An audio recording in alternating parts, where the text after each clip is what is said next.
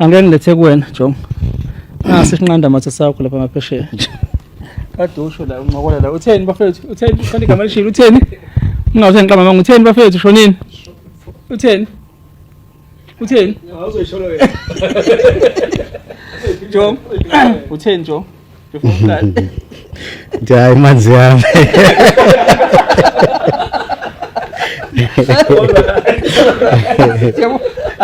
Kamba ma. Jonga mfethu. Angibingelele balaleli nani lapha emakhaya nababukeli ngibingelele khona la endlini la sikhona esihlangana ndawonye njengoba sengishilo ngibingelele nakwimanzi yami ekhethekileyo bafethu engingakusho nje mina ngicabanga ukuthi ngizobonga umdali nje kuphela kukho konke esengenzele khona nawo konke sengidlule khona cause mangibuka emuva lami ngibuka nesimo manje sokwenzeka ngaso cha umehluko nami ngiyawubona nami futhi ngiyawuza nasemzimbeni ngendlela kwenzakala ngayo nanokuthi ngilo muntu ongafuni ukukhuluma kakhulu nanokuthi ke angithandi ukubamba amaqhubu kakhulu yabo cause manje ngiyazi ukuthi vele ukubamba igqubu ubambe lo munye umuntu egqubu kwesinye isikhathi ubuyile imaze wena ugcina ungasakwazi ukuqhubekela phambili nempilo so ngicabanga ukuthi ngoba ngilesi simo engikusona njengamanje sengikwazi ukubheka wonke umuntu engiphila naye la emhlabeni naseyindaweni nje senginokuyihamba nabantu uthanda abanginika lona ukungamukela kwabo indlela sengiyona so kuyangenza nami ukuthi hayi ngibe nehope ukuthi hayi no kuyaphileka ukulesi simo nanokuthi ke baningi vele sebelimalile ukudlula isimo engikusona nami so andinabo bayakwazi ukuphila so mina yini ke ezongivimba ukuthi ngikwazi ukuthi ngiphile so kuyangithokozisa ukubona sihlezi kanje sizokwazi ukukhuluma sikwazi ukuthola nama-answers ukuthi sazi ukuthi kwenzakalani nanokuthi ngiyathanda ukuthi futhi kuyangijabulisa nokuthi kuyangijabulisa ukuthi mhlambe lesi simo sikanje esenzakalayo emhlabeni kube yimina kuqala engikwazi ukutshengisa wonke umuntu wesilisa noma umuntu wesifazane ukuthi ukubambelana amagqubu akusebenzi nanokuthi ke because kube mhlawumbe ngomunye umuntu mhlawumbe ngabe khona mhlawumbe into embi esengiyenzile ngokuthi sengihlangane naye usisi lo so but manje ngoba nangendlela engikhuliswe ngayo ekhaya ngikhuliswa ngodlami ngakhuliswa kahle so kuzomela nami ngihloniphe abazali bami ngihloniphe ikhaya engiphuma kulona yabo so nje kuyangithokozisa kakhulu lokho okwenzakalayo ngicabanga ukuthi konke kuzohamba kahle ngendlela esicabanga ukuthi kuzokwenzakala ngayo ngiyathembisa South Africa ngeke nginiphoxe ngizokwenza ngoba kuphuma ngaphakathi enhlizweni kumina not ukuthi mhlawumbe khona umuntu engimenzela iceleni cha ngisiza mina ngisiza omunye umuntu so nje kongijabulisa kakhulu ukuthi kwenzeke ngendlela eright sithembe noNkulunkulu uzosipha amandla ukuthi sibhekane nazo zonke izinto esizozenza njengamanje ngiyabonga siyabonga Jonga siyabonga impela nansi imanzi yakho angazi ngiqale ngayo noma ngiqale nabahamba ngayo nansi imanzi sicele nayo sisinike ithu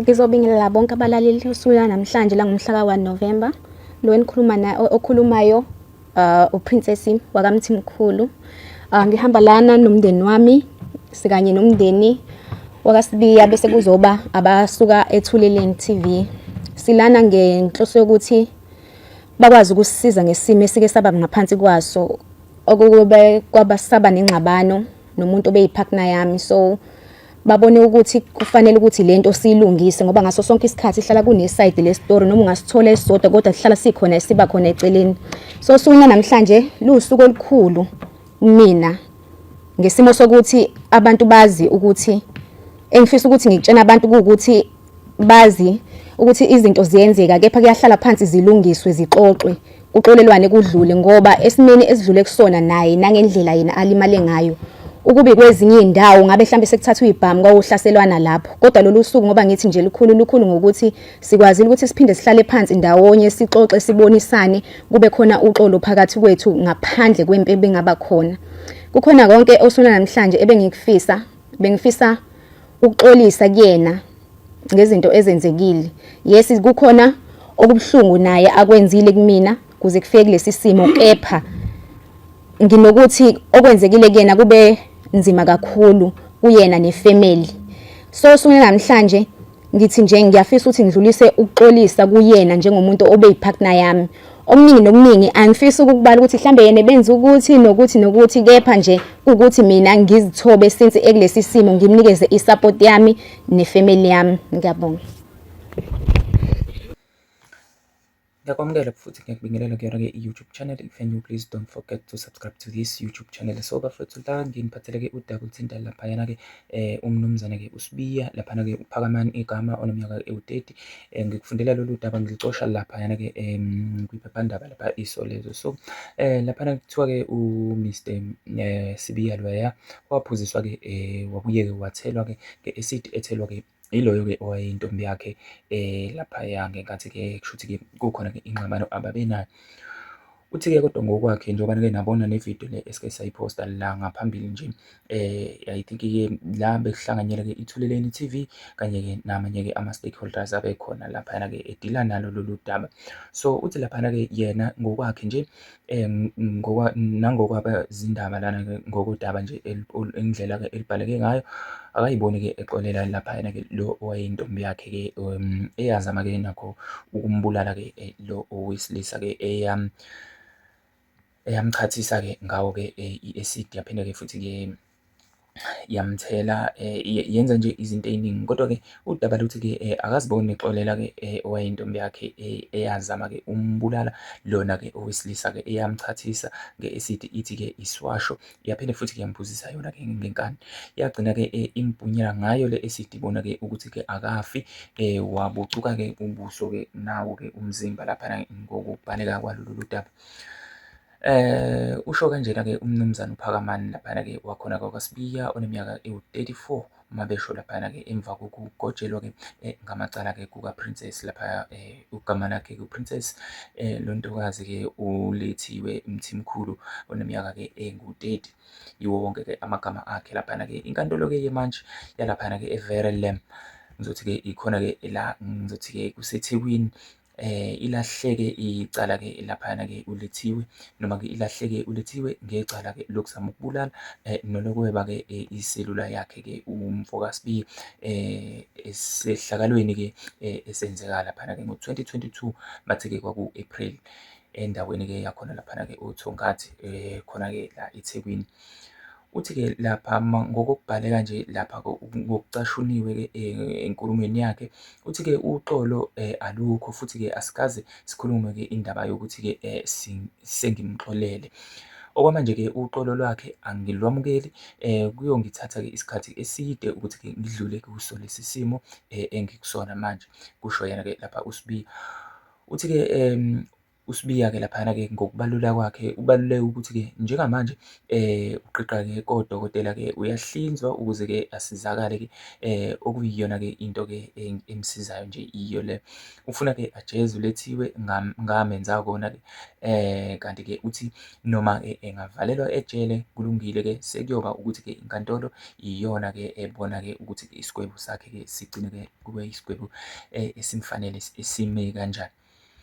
Umalume kalokhongana-ke kaSibiya laphana-ke uthe ogama lakhe-ke uMduduzo kaMtshali, uthi-ke wawuphuma-ke noma-ke wawuphuma uhlukumezekile-ke laphana-ke esibhedlela-ke eNkosi Albert Luthuli uma-ke uzobona-ke umshana wakhe laphana-ke owayeyisilwane-ke futhi-ke uthi-ke wayebolile indlela-ke ayeyiyona. Kushuthi-ke la ubechaza ngendlela-ke uma-ke eyobona-ke umshana wakhe okuyena-ke lapha uSibiya ukuthi-ke umoya wakhe wawubukeka-ke uphukile ngendlela eyisimanga, nabantu-ke babembona ukuthi eyi le nsizwa le ayiphathekile neze kahle ngenxa-ke yesimo ebona ngakhona-ke eyiso laphana-ke uSibiya, kusho yena-ke uMtshali. Uthena-ke bahlukumezekile futhi-ke akanabo-ke ubuntu, kodwa-ke unobulwane-ke uLethiwe, ufanelwe nje isigwebo-ke esiqine kakhulu, kusho-ke umalume wakhe-ke laphana-ke uSibiya. Uveze ukuthi-ke bahlangane nomndeni kaLethiwe ngoLwesihlanu-ke ukuthi-ke bezokucela-ke uxolo njengawo-ke umndeni. Uthi-ke ubulungiswa-ke obungatholwa-ke uPhakamani obokuthi-ke athole-ke i-plastic surgery futhi-ke aluleke nangokomqondo-ke abuyelwe isithunzi-ke abe umuntu naye emphakathini. Basho kanjalo laphana-ke noma-ke ngizothi kusho-ke umalume wakhe. Uma-ke kwenzeka athole-ke umsebenzi angathembile-ke komunye-ke umuntu, kusho-ke umalume, kusho umtshali laphana-ke othi-ke bayethuka abantu-ke uma bebona-ke umshana wakhe ngendlela-ke isimo-ke ayisona. Le ndoda-ke mina bengike ngiyibone laphayana-ke ku-TikTok, especially njengoba isuke-ke abantu-ke benikela kuyona-ke ngey'khwama lezi-ke, ngizothi angazi noma ngizothi isikhwama-ke ezomchamo noma-ke eyani leya nto leya, kodwa-ke ya kuthi akube kanjalo. Umalume uma sichubeka nalo lolu daba uveze ukuthi-ke inhloso kaLethiwe-ke kwakuwukuthi-ke ambulale laphana-ke uSibiya futhi-ke afele-ke endlini yakhe. Kube sengathi-ke ube yedwa-ke ezichathela. Imantshi-ke uSanele lapha ahlatshwayo ithe izogweba-ke uLethiwe ngoDisemba mhlaka 11. Ummeli-ke laphana-ke kaLethiwe umnumzane Denver Ready umcelele ukuthi-ke akangagwetshwa-ke lapha-ke izolo. Isizathu-ke kube ukuthi-ke unezingane ezimbili ezisencane nokuthi-ke kusamele-ke kwenziwe-ke umbiko wosonhlalakahle-ke nomnyango wezokuhlunyeleliswa-ke kwezimilo laphana-ke. Ngesonto-ke ledlule uLethiwe watshelwa ukuthi inkantolo ukuthi-ke uSibiya wayemhlukumeza futhi-ke emshaya nokuthi-ke ngosuku lwesehlakalo-ke umgilwa-ke owajikijela-ke yena-ke kuqala-ke nge-acid wazivikela-ke ngokuthi-ke ayiphinisele-ke yamshisa. Kusho yena-ke laphana-ke lapha ngokuchaza-ke kwayo-ke inkantolo. Ushaye-ke ungqimphotho-ke izolo wavuma icala waxolisa-ke kuSibiya, wathi-ke wayefuna-ke ukumbulala-ke elekelelwa-ke uyena-ke umnumzane Moses Jobe ogcwele-ke izinkalo njengamanje-ke agcine-ke ukumbona-ke kwenzeka isigameko. ULethi-ke uthe-ke wayehlala-ke noJobe laphana-ke khona lapha endlini eyodwa eflethini futhi-ke bengebona-ke abangani, kodwa-ke bahlanganyela-ke irenti-ke eyayimba-ke eqolo. Uthe-ke icala ubeliphika ngoba-ke esaba-ke ukuboshwa-ke ashiye zona-ke iy'ngane zakhe-ke ezisencane, kusho yena-ke uLethiwe. Kuvele-ke ukuthi enye yezingane-ke akhuluma ngazo inonyaka, wakhulelwa futhi-ke wateta-ke sesadlula-ke kudala-ke isigameko. Uthe-ke sebeyakhuluma noSibiya futhi-ke usemxolele-ke okuyinto-ke ayehlele-ke usuku noma-ke ayihleke usulu laphana-ke enkantolo-ke uSibiya. Uthe-ke uvumile wathi-ke uyazisola-ke ngesenzo sakhe egajwe-ke intukuthelo ngaso leso sikhathi. Wayehlose ukumbulala-ke uSibiya ngokusho kwakhe laphayana-ke untokazi eyivumela yena mathupha. Enye-ke into-ke athi imvumise icala ubufakazi-ke obuqanda ikhanda-ke okwakuyibona-ke obumcindezelayo. Imantshi-ke ithe igculisekile futhi-ke iyabemukela-ke ubufakazi obuthulwe-ke umbuso obuholwe umshushisi laphana umnumzane Ntuthuko wakhona-ke kwaMngadi. Uma-ke kodwa-ke ngenza ukuthi-ke sizokuvalela nje lolu daba this time besingafisa ukuthi nawe ubeke umbono wakho, mhlampe-ke uphawule nangevidiyo njengoba-ke sikufakele yona-ke ngalo lolu daba. Laphana-ke kodwa kuthiwa uSibiya wangena-ke endlini-ke wayolala embhedeni, kanti-ke uLethiwe noJobe bazombamba-ke bamcindezele-ke ngosuku lwaso-ke isigameko, bemcindezela-ke embhedeni bamphuzise ngenkani-ke i-acid-ke eyayimshisa-ke emlonyeni, ezindebeni nasemakhaleni. Kodwa-ke wasukuma walwa-ke ngaleso sikhathi yena-ke uSibiya. Kwathi lapho-ke uSibiya noJobe-ke bebambene belwa, uLethiwe wase-ke naye ehambe eyolanda-ke ibhakede-ke futhi lelo lalinayo-ke iligcwele-ke i-acid, wase emthela ngayo-ke ngapha-ke engxenye-ke noma-ke esayidini. Kuvele ukuthi-ke umgilwa wavala amehlo-ke waphuthaza-ke umnyango, wabe sephumela ngaphandle wayocela-ke usizo komakhelwane-ke ememeza efisa ukuthola-ke usizo ukubona-ke omakhelwane. uSibiya-ke kuthiwa-ke waphuthunyiswa-ke esibhedlela ngaso leso sikhathi-ke osindisweni wadluliselwa-ke e-Eddington, nakhona-ke bamdlulisela khona lapha eNkosi Albert Luthuli lapho ahlala khona-ke izinyanga eziyisithupha-ke elashwa.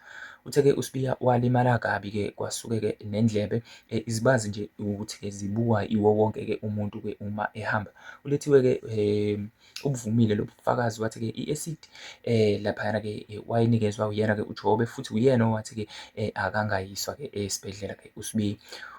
uphikile-ke ukuthi-ke weba ifoni kaMgilwa eselahlwe yicala-ke laphana-ke ulethiwe kuthiwa-ke icala-ke eseyiswa-ke khona-ke ezitokisini ukhihle esikhulu-ke isilizwe kwaze kwaba ukuthi-ke kusondela ngisho noma wakhe. Emuva-ke kwekhefu ube esencengelwa-ke ummeli wakhe ukuthi-ke adedelwe-ke ngayo ibheyili ngenxa yezingane-ke ezisencane-ke anazo.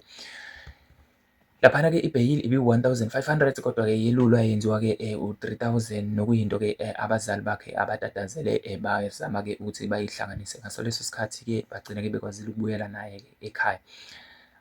Anyways bafethu-ke ngiyafisa ukuthi niphawule ngalolu daba noma lubucayi futhi-ke lubuhlungu kodwa-ke if ever ungaba nombono singakujabulela kakhulu lokho la kwi-comment section ngezansi. Ungakhohlwa ukusubscribe uphinde ulike kuyona-ke i-channel. Danko.